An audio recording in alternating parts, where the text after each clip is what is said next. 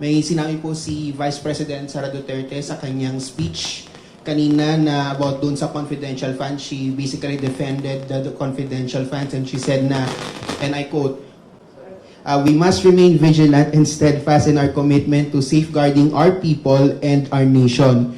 Makinig kayo sa lahat ng sinasabi sa palibot ninyo at tandaan ninyo kung sino man ang kumukontra sa confidential funds ay kumukontra sa kapayapaan. Kung sinong kumukontra sa kapayapaan ay kalaban ng bayan. So what can you say po sa statement na ito ni VP? And how do you surmise itong issues na ito from her supporters na parang mas quote-unquote, kinakampihan niyo daw po ang mga quote-unquote kalaban ng pamahalaan rather than the Vice President itself? With respects to the confidential funds, we are all for the confidential funds and we are all for peace, no, and or security, no. We are all for that. We are in total agreement that. Magandang araw mga kaibigan. Pag-usapan natin ngayon yung panggigipit ni Speaker Romualdez kay VP SARA, yung tinatanggalan siya ng confidential funds. So, yun, nagpa-press con siya dahil malakas na yung pressure against sa kanya bakit niya inaapi ang ating VP SARA. Okay, magsingit lang ako ng advertisement, ano? Yung gustong magkaroon ng part-time or full-time job, ito, pakinggan niyo ang aking anak. He's working in a multinational company. May another career orientation bukas, Sabado. Kontakin niyo ang aking anak through this link na ipapakita niya. Magandang umaga po sa lahat. Sa mga hindi po nakahabol nung last na career orientation natin at sa mga naghahanap po ng mapapagkitaan. Welcome po kayo sa Live Different, Change the Way You Feel About Work and Life, Part 2. Via Zoom po ito, 1:30 to 2:30 p.m. this coming Saturday. Paano po makaka-join sa meeting? Register po kayo via this QR code or this link. May marireceive po kayong email at doon po makikita ninyo ang Zoom meeting ID at password para sa meeting this coming Saturday. Pwede po ito sa 18 years old pataas, kahit hindi college graduate, pwede po. And sana po sa Philippine-based po muna tayo ngayon. Sa mga naka-attend na po months and months before, this will be a newer and better company. Again po, register via this link or QR code. Check your email, install your Zoom on your phones or mobile devices, and see you po this coming Saturday. Marami pong salamat at God bless. Okay, so mga kaibigan, wag na kayong mag-atubili sa hirap ng buhay ngayon. We need jobs. So, kahit high school graduate ka lang, 18 years old pataas, just contact my son. Grabe, talagang ginigipit ang ating VP Inday Sara. Tinatanggalan siya ng confidential intelligence fund. Okay, yung buong interview na ipapakita ko mamaya, share ko sa inyo, sinasabi ni Speaker Romualdez na okay daw, hindi daw kailangan ni VP Sara ang Intel Confidential Funds. Eh nung nagsalita siya sa Butuan City, sa Police Regional Office, dinipensahan niya ang paggamit ng intelligence and confidential funds. Ibig sabihin, gusto pa rin niya kung bigyan siya. Eh ngayon, ayaw nang bigyan ng Congress. Eh di walang magagawa ang ating VP Sara. But she needs it. As Vice Chair ng NTF-ELCAC, as Vice President, kailangan niya. And then as DepEd Secretary, kailangan niya kasi ang mga estudyante target sa recruitment ng makakaliwa. Eh, lumalabas ngayon, plano ni Speaker Romualdez, tanggalan siya ng zero. So, anyway, dahil sa pressure natin, ituloy po natin ang pag-iingay, kalampagin natin si Speaker Romualdez na dapat patas. Kung tanggalan nila ng confidential funds, Intel funds, si VP Sara, dapat tanggalan din nilang presidente. Dahil hindi naman trabaho ang presidente yung magkalap ng intelligence. Trabaho yan ng Armed Forces, PNP, Coast Guard, and other uniformed services. So makikita ninyo na bias itong Speaker of the House. Tapos, he is really preparing for 2028. But magkaisa po tayo, mga DDS. Die hard, Duterte forever. 2028, ipapakita natin ang lakas ng Pilipino. Okay, panoorin natin ang buong interview. Makikita nyo, nagkautal-utal na si Speaker Romualdez. Ang layo ng kanyang answer sa mga tanong ng media sa kanya. Some political analysts read the removal of confidential funds from the OVP and DepEd as some sort of strategic chess play from you, Speaker, especially after the tensions that you and the Vice President endured earlier this year. They even wonder if the move is sort of related to how the 2028 elections would shape up. How do you react to that, Speaker? I think people are reading too much into it. No, I think it's very, very straightforward and simple. No, so the CIF had the topic. It all came up. No, and there were a lot of discussions and debates in the House. No, and in fact, even in the Senate.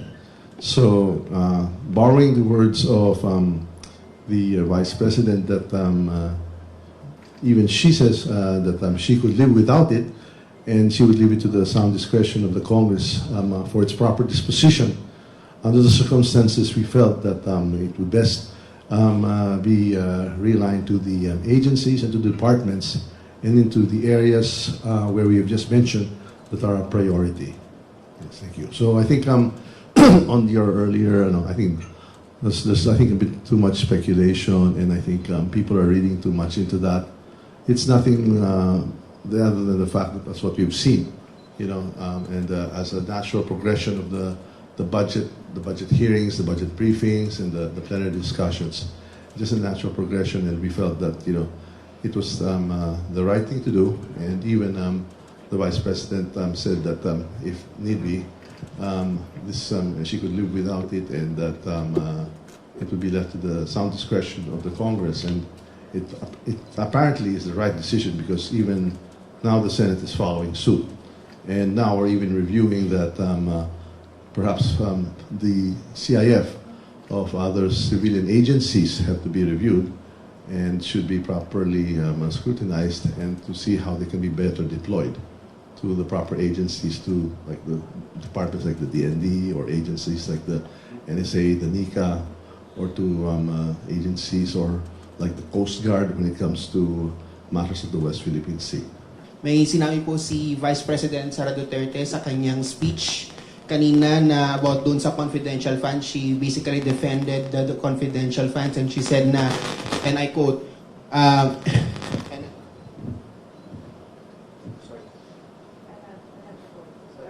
we must remain vigilant and steadfast in our commitment to safeguarding our people and our nation. Makinig kayo sa lahat ng sinasabi sa palibot ninyo at tandaan ninyo, kung sino man ang kumukontra sa confidential funds ay kumukontra sa kapayapaan. Kung sino ang kumukontra sa kapayapaan ay kalaban ng bayan. So what can you say po sa statement na ito ni VP? And how do you surmise itong issues na ito from her supporters na parang mas quote-unquote, kinakampihan niyo daw po ang mga quote-unquote kalaban ng pamahalaan rather than the Vice President itself? With respects to the confidential funds, we are all for the confidential funds, and we are all for peace, and we're security, We are all for that. We are in total agreement that the utilization of confidential intelligence funds is to promote peace and security, and that's why we were in Pagasa today and looking at other ways how to make sure that peace and security of the country as a whole is protected. And so we know that the West Philippine Sea has become a very, very top issue of the day. Incidents and incursions into our area, incidents with our fisher folk, and we would like to make sure that the confidential and intelligence funds are most properly utilized, and by agencies and departments that are best suited, particularly in these aspects of deploying proper resources and personnel for the promotion of peace and security. So we feel that we have to look at the West Philippine Sea, and and we have to provide more resources in these areas through the proper agencies and departments, as we have earlier mentioned. So yes, we are one. We are one with the Vice President in having and to make sure that confidential and intelligence funds, are always part of the equation, and of course, best left with the agencies and departments, that are most and best suited. And it's just a matter of prioritizing, matter of prioritizing and making sure that, despite the confidential and the fact that they're called intel funds nature, the transparency and the best or the most appropriate manner in which it is deployed and utilized must also be observed, and that is why we are undergoing this whole process. And that's why, because of the recent incidents, we are also making sure that CIF is properly deployed for the West Philippine issues. Maraming salamat. Ibig ho bang sabihin, do you still consider na bigyan pa rin ng confidential funds ang OVP or the DepEd, considering the security of the children and the young people based on the statement na rin ng ating Vice Presidente, or totally mawawala talaga? Are you still, considering that? Right now, the collective decision of the House, and we had a caucus, so to speak, or we had a conference with the party leaders that, for the time being, the CIF will be realigned and put to other departments or agencies that will be best suited to conduct the security aspects, of the secretary or the VP's concern. And we'll be more than happy to work with the OVP's office, and the DepEd's, the Secretary's office, on other requirements that they may have when it comes to these matters and other related needs of the respective department and the office of the OVP. So we're very open. If they have other requests or other suggestions on how we move forward. As you know, where the budget process is still very, very much alive. And the small committee is meeting. We're very, very open to suggestions. But we feel that based on the earlier debates and hearings and all the questions that have brought about, we wanted to be very sensitive and to look at other ways on how to deploy these budget resources, and that's how we're moving forward. But we are always open and welcoming the OVP and the Secretary to give us suggestions, recommendations on whatever requirements, for whatever needs that the department or her office needs.